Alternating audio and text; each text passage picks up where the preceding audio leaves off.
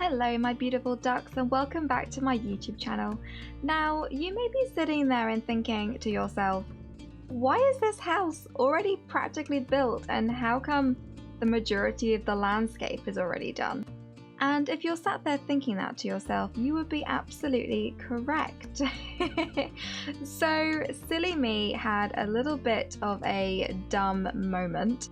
I was on my PC sorting through old footage and trying to make some space because my poor computer is sorely in need of a space upgrade, and basically I ended up deleting the footage of the beginning of this house.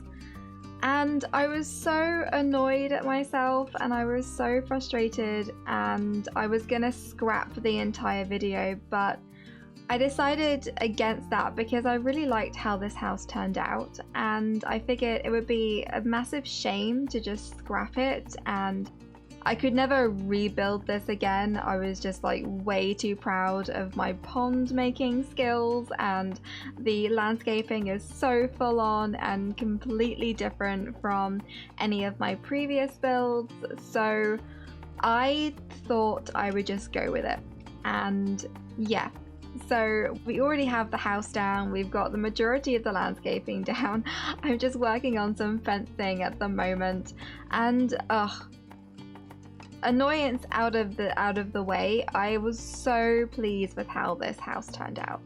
So I really wanted to create something that was cottage inspired but not necessarily cottage living inspired, if that makes any kind of sense. I didn't want to create just another English countryside build. I wanted to create something a little bit different. So in my mind I was kind of thinking, well, I haven't built in Glimmerbrook in such a long time. I think I've only built a house once in Glimmerbrook, and that was for I think it was a save file for Erin with a Y, who you should definitely check out on YouTube and Instagram because she's an incredible builder. But I'm pretty sure I did a save file with her, and it was based in Glimmerbrook, and I built this treehouse cafe kind of thing. It was kind of magical looking. I mean, magical builds aren't really my forte. I don't generally play with the spellcasters or vampires or mermaids in this game. I remember the first time I got Island Living and I was playing around with the gameplay, and I had my sim marry this guy who was living in Sulani, and everything was perfect and amazing and happy. And then this sim moved in and he took a bath, and all of a sudden I saw these flippers and these fins, and I freaked out because I had no idea that he was a mermaid. I was I kept hearing that weird seal sound they made, and I'm like, why are you doing that? But I had no idea because I hadn't really watched much gameplay or any of the Let's Plays on YouTube at that time. So I was completely shocked, and when I saw this guy turn into a mermaid in the bathtub, it literally made my brain explode. So I don't generally play with the sort of supernatural aspects of the game, so I decided that maybe something different, I would try doing that. And although this build, the inside isn't necessarily spooky or spellcastery or anything like that, it's basically your bog standard small cottage for a granny, or Miss, what's the girl's name, what's the Mrs. Lemon, Miss Honey from Matilda. I kind of had the feeling that maybe someone like her lived in this little house. Anyway, so we are doing the inside of the build now, and the floor plan took a surprisingly small amount of time to do, and I think that's probably because I didn't have much room to sort of play around with, so the rooms kind of just fell as wherever they did, really. I did decide to connect the upper floor to the ground floor by a ladder. I felt like it was the only way that I was gonna fit an upstairs in this build. I did cover the exterior in a lot of Wisteria, which came with the new pack, and because it pokes through the walls, I did end up having to create a lot of empty rooms, which isn't incredibly good when you're trying to build like tiny homes and that kind of thing, because it really is a lack of space. But I feel like the space I was left with in the end actually was pretty decent. This build has 1 bedroom, 1 bathroom, and then a kitchen, space for a dining room or a dining room table, and a living area. I didn't include a TV in this build, and there's also no laptop. I kind of wanted this to feel like the person that lives here is a bit of a technophobe. Maybe they're really big into gardening or like hobbies such as the cross stitching or the knitting, that kind of thing. And like I said, I really did picture in my head someone like Matilda's Miss Honey living in this small little home, maybe something that was passed down in her family, that kind of thing. I don't know. Like, if you decide to download this build and put it into your game, you're more than welcome to create any kind of storyline that you want for it. That was just the sort of idea I had when I was building. So this build is incredibly detailed. There's a lot of debug decorational objects in this build. I recently found the cross-stitching little frames you can put on the wall, and you can also put them on like tables and countertops.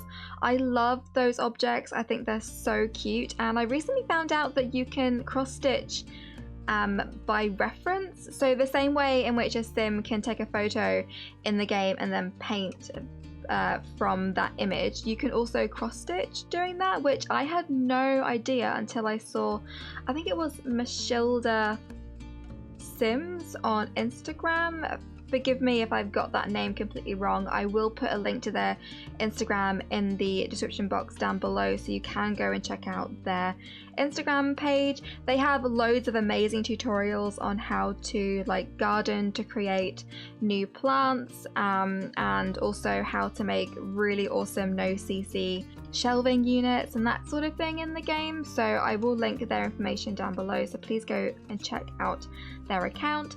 I am just working on this living room at the moment, and it came together really quickly. I want it to feel really cozy. I included a rocking chair from Nifty Knitting because I just felt like that was the perfect little addition to this living room. It is very feminine, so maybe if you do put this build in your game and you envision a male sim living here, you could probably change up the swatches to make it a little bit more masculine. I did change the swatch of the sofa there because I felt like it was just a little bit too bright, although I do love that swatch in the sofa there, so I will be using that in a future build. I use a lot of objects from the new expansion pack, and they all came in really handy just to create that really kind of old-fashioned, maybe not like granny kind of feel, but definitely a more traditional kind of feel. I just really wanted to go with this storyline that whoever lives in this apartment probably isn't into modern day stuff. They're just very much homely and just really simple, I suppose. And I did give this lot the simple living trait as well, which I thought was pretty cool. So if you do again want to use this in your game, then that's a challenge that you can play with if you decide to download and use it. So we are in this kitchen at the moment, and I went ahead and made this incredibly cluttered.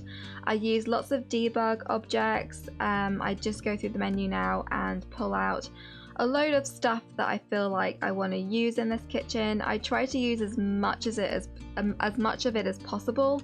Some of the stuff I just couldn't really get to fit in because it is quite a small kitchen, and obviously I wanted to have one countertop space free so that your Sims can actually cook their meals in this kitchen. And there on the stove, I did just do a little hack which I recently showed in a YouTube short video, where you can place down a stove into the game and a spoon, and then using the tool mod you would just rotate the spoon to make it look like it's sitting in the pot, and it just makes me feel like, it just makes it look like the sim is coming into their kitchen and they are in the middle of cooking dinner.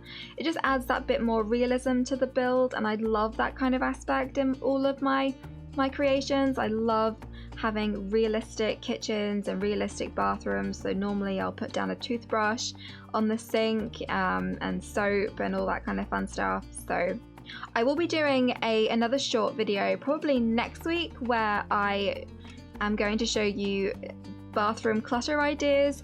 So there is an object which came with Get to Work, which is like the little cotton buds that your sim uses in the doctor's career to like take the DNA swabs. So I found a way to rotate them using the tool mod and put them in a cup, and it looks like your sim has a little cup full of cotton buds in their bathroom, and I thought it looked so cute. So do look out for that tutorial once it gets released.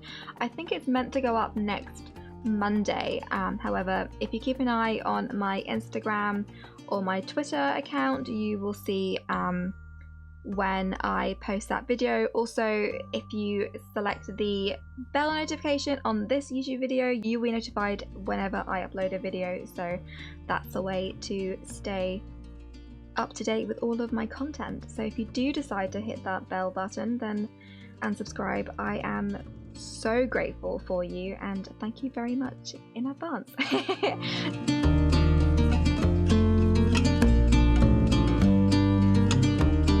So we're in this really small bathroom. There's not a lot in this bathroom. I just tried to keep it quite minimal because it's small and an awkward shape, and I wanted this house to be as functional as possible, so I didn't put an awful lot in here. There's no space for laundry in this build, which is a bit of a shame, but I guess not everyone has the pack and it is quite glitchy. So if you do want to download this and add laundry, you may have to find a way to fit that in the house yourself. But I did include the wash basket and the clothesline out the back, so I guess there is laundry in a way. Anyway, so I'm just on the outside, and I really wanted to use this fishing rod which came with the base game, I think. But basically I'm just rotating it and leaning it against that wall so it looks like the person who owns this house is also a kingfisher, and they just go out to the local ponds, catch some fish, and then when they come back they just lean their fishing rod up against the wall, and I just really like how that looked. So this is basically the end of the video now. The screenshots are coming up. I really hope you've enjoyed this video. If you did, like I said, please do remember to give it a big thumbs up. It helps me to know that you're enjoying my content, and subscribe if you're new here, and I will see you all next time. Bye!